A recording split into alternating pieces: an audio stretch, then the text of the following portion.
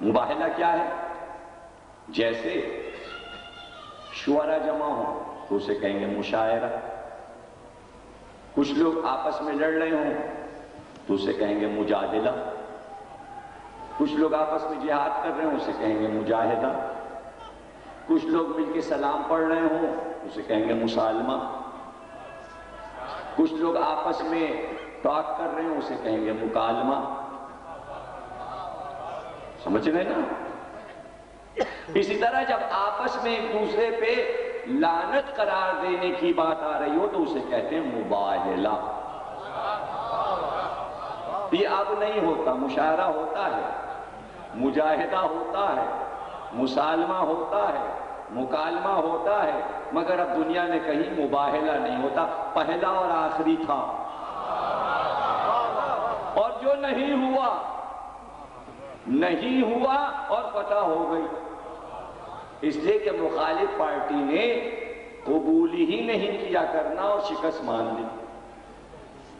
کیوں؟ اس لیے کہ اس وقت ان کے سمجھ میں بات آ گئی کہ اگر مباہلہ ہو گیا تو یہ لعنت قرار دے دیں گے، ہم پہ لعنت پڑتی رہے گی قیامت تک، اس لیے یہاں سے کھسک لو، لعنت یہیں رکھی رہے، ہم نکل لیں، لعنت وہیں چھوڑ کے عیسائی چل لیے۔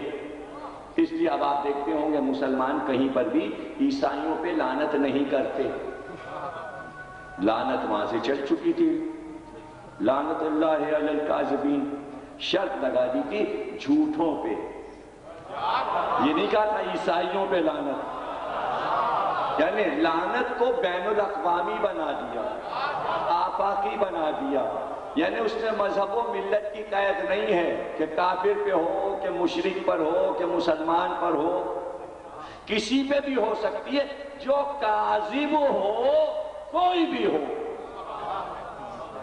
وہ ہے، باقی قرآن میں ہے اور وہ چل رہی ہے۔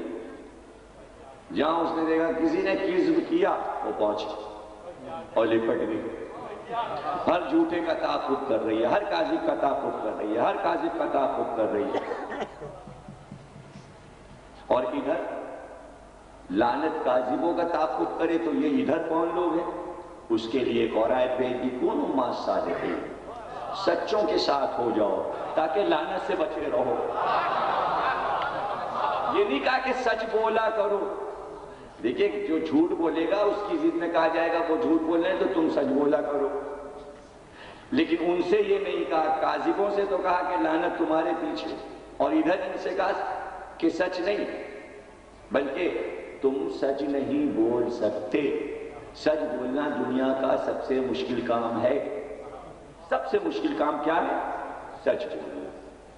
آسان نسخہ ہم بتائے دیتے ہیں، اللہ نے کہا وہ آسان نسخہ یہ کہ سچوں کے ساتھ ہو جاؤ۔ جو سچوں کے ساتھ رہتے ہیں آپ سے آپ سچ بولنے کی عادت پڑ جاتی ہے اور کاذبین کے گروہ سے بچ جاتے ہیں۔ لعنت سے بھی بچایا، جھوٹ سے بھی بچایا، کذب سے بھی بچایا، اور اچھی صحبت دے دی، صادقین کے ساتھ ہو جاؤ، اور صادقین کی پہچان بتا دی، جو کاذب کے مقابل بیٹھے ہوں، جو لعنت کریں گے وہ صادقین ہوں گے، جن پہ لعنت پڑے گی وہ کاذبین ہوں گے۔ مباہلے میں نبی نے بتا دیا ہم 5 صادقین ہیں، اب جو جو ہمارے مقابل آتے جائیں وہ کاذبین، وہ کاذبین، وہ سمجھے نا؟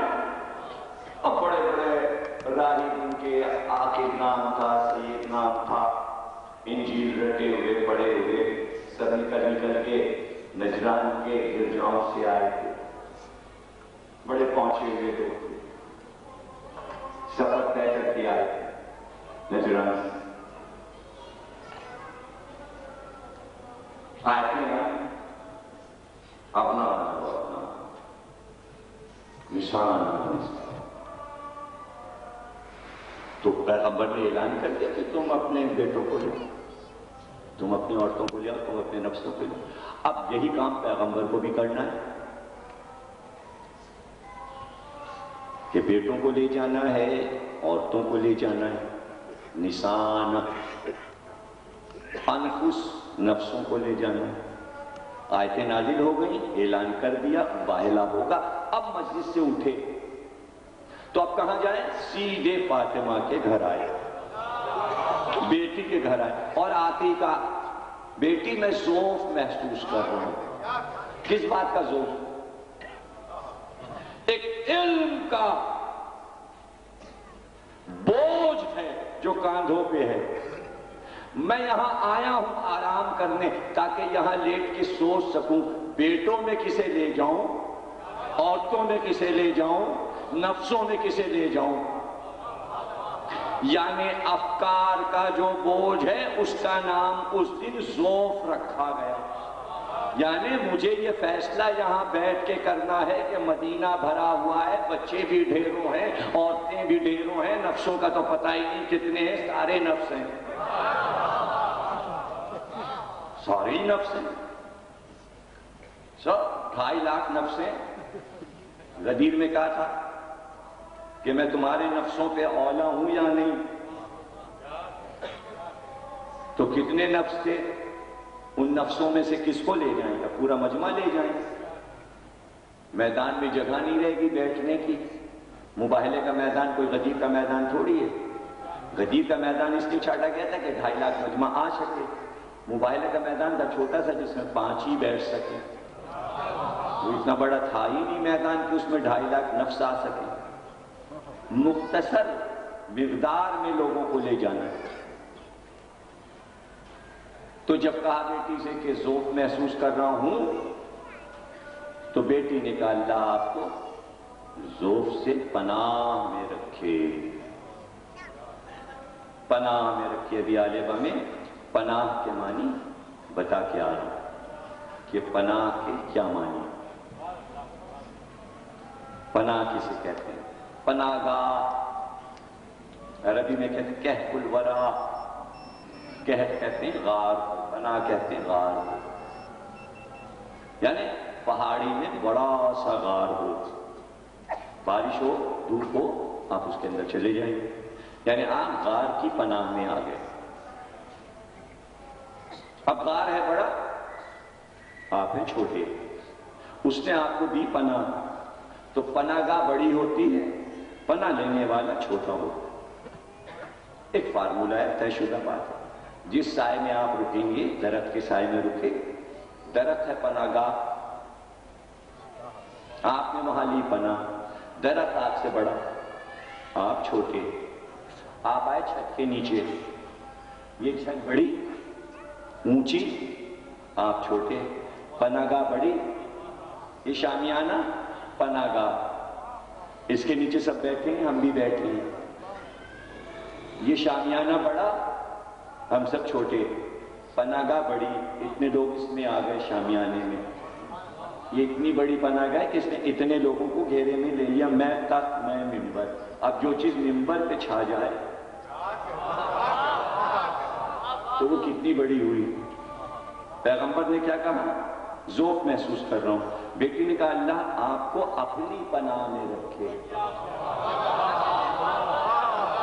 اللہ آپ کو اپنی پناہ میں رکھے۔ پیغمبر نے جلدی سے کیا کہا تو لاؤ چادر۔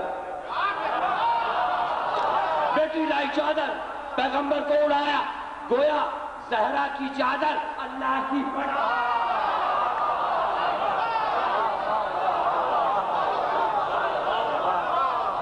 زہرا کی چادر اللہ کی پناہ، نبی آ گیا پناہ۔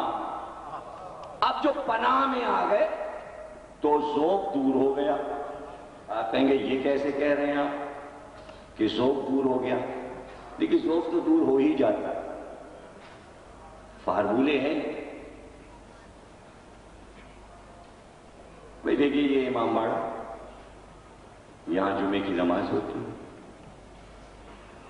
اور عشرہ ہوتا ہے، آپ ہر سال محرم میں یہاں تشریف لاتے ہیں، لیکن جب بھی جائیں کچھ یہاں پر نظر مولا لے کے جائیں تاکہ یہ جاری رہے۔ حضرت آج اعلان کل لے آئیے گا، آج ہی ہو تو دے جائیے گا، یہ اعلان بہت ضروری ہے اور اس کا بہت خیال رکھا کیجیے۔ یہ امام باڑے، یہ مسجدیں، ان کو آپ اپنا سمجھ کر جو بھی آئے اور دل کھول کے اور شرط لگا دی امام نے، ہماری رات میں 1 روپیہ دو، 10 ہم واپس کریں گے۔ کوئی بھی آدمی 1 روپے کی مٹھائی کا لگی بات اور کہانی سن لیجیے گا، شام سے پہلے آپ کو کہیں پیچھے 10 روپے ملیں گے۔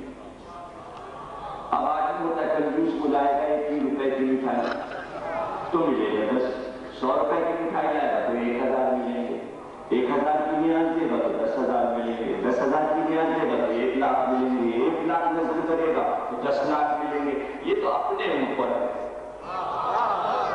ورنہ 1 آنا ہی خرچ کر دیجیے تو 12 نہیں مل جائیں گے، 10 آنے مل جائیں گے۔ جتنا آپ کریں گے اس کا 10 گنا ملے گا، جو بھی کیجیے۔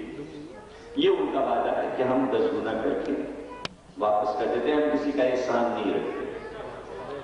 کل چادر آ گئے پناہ میں، کیا کہا تھا؟ میں ذوق محسوس کر رہا ہوں۔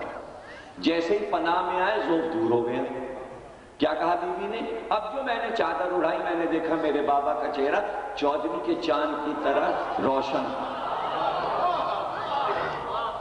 اب جس کے چہرے پہ اگر خدا نہ کرے ذوق ہو تو وہ چاند کی طرح تھوڑی چمکے گا، ذوق تھا ہی نہیں، وہ تو ایک فکر تھی جو دور ہو گئی۔ بات وہیں پہ سمجھ میں آ گئی چادر اوڑھتے ہی کہ کیا کرنا ہے۔ جیسے ہی چادر اوڑھی اور لیٹے اور بیوی چادر اڑا کے اپنے کاموں میں مصروف ہوئی کہ ویسے ہی حسن آئے، کہا آپ کے گھر میں یہ روشنی اماں اور یہ خوشبو، ایسا لگتا ہے نانا جان ہے یہاں؟ کہاں؟ اس چادر کے نیچے، چادر کے قریب ہے، سلام کیا، کہا اذن ہے میں اس چادر میں آؤں؟ کہا آ جاؤ۔ کچھ دیر کے بعد بیوی کہتی ہیں حسین آ گئے۔ کہا اماں کیا نانا جان ہے گھر میں؟ کہا اس چادر کے نیچے تمہارے نانا بھی ہیں اور تمہارا بھائی حسن بھی ہیں۔ حسین گئے، سلام کیا، کہا نانا چادر میں آ جاؤ؟ کہا آ جاؤ۔ آپ تو آرام کرنے لیٹے تھے، یہ جو آ رہا ہے اس کو بلاتے کیوں جا رہے ہیں؟ نہیں، وہ سب بات سمجھ میں آ گئی کہ اب کیا کرنا ہے، وہ نقشہ آپ سے آپ بنتا جا رہا ہے۔ کچھ دیر کے بعد علی آ گئے، کہا بیوی آپ کے گھر میں آج تو بڑا رونق کا سماں ہے، روشنی ہے، خوشبو ہے، کیا رسول اللہ آئے ہیں؟ کہا اس چادر کے نیچے ہیں اور آپ کے دونوں بیٹے بھی، حسن اور حسین بھی۔ علی گئے، سلام کیا، اذن ہے میں چادر میں آ جاؤں؟ کہا آ جاؤ۔ بیوی کہتی ہیں جب بچے بھی چادر میں آ گئے اور علی بھی تو میں پہنچی اور میں نے کہا کہ بابا کیا اذن ہے کہ میں اس چادر میں آ جاؤں، آپ پر سلام ہو؟ کہا ہاں، ارے جگر تم بھی آ جاؤ۔ اب بیوی کہتی ہیں جیسے ہی ہم بھی چادر میں گئے کہ تھوڑی دیر کے بعد بیوی سب کچھ دیکھنے لگی، یعنی کائنات نظر آنے لگی۔ اب بیوی نے حدیث قصہ میں خود بیان کرنا شروع کیا کہ عرش اعظم پہ اللہ نے اپنے تمام فرشتوں کو بلایا۔ یہاں سے جو حدیث قصہ شروع ہوتی ہے تو جناب سیدہ سب دیکھ رہی ہیں کائنات کی چیزیں کہ وہاں کیا ہو رہا ہے، اور بلا کر کہا وہ دیکھو چادر کے نیچے۔ گویا یہاں سے وہاں تک ایک نور ساطع تھا، اور پھر جبریل کو حکم ملا تم بھی جاؤ اور آیت اخیر لے کر جاؤ۔ تو فرشتے چلتے چلتے یہ بھی پوچھ رہے ہیں تو تعارف بھی کرا دے۔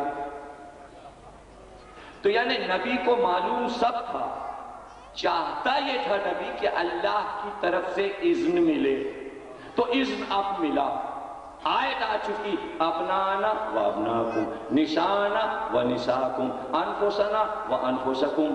ابنانا میں نام نہیں لکھا کون، نسانا میں نام نہیں لکھا کون، انفس میں نام نہیں لکھا۔ اب اللہ نے بتایا اس چادر کے نیچے میری کنیز خاص فاطمہ زہرا ہے، اس کے دونوں بیٹے ہیں، اس کا باپ ہے، اس کا شوہر ہے۔ اب طے ہوا معاملہ آیت کا، ابنانا بیٹے ہیں، نشانہ فاطمہ ہیں، انفس علی ہیں۔ جب چادر میں جمع ہو گئے تو پیغمبر نے طے کیا کہ اللہ کی خوشنودی یہ ہے کہ میں انہیں لے جاؤں۔ آپ سمجھے حدیث قصہ کیوں ہے؟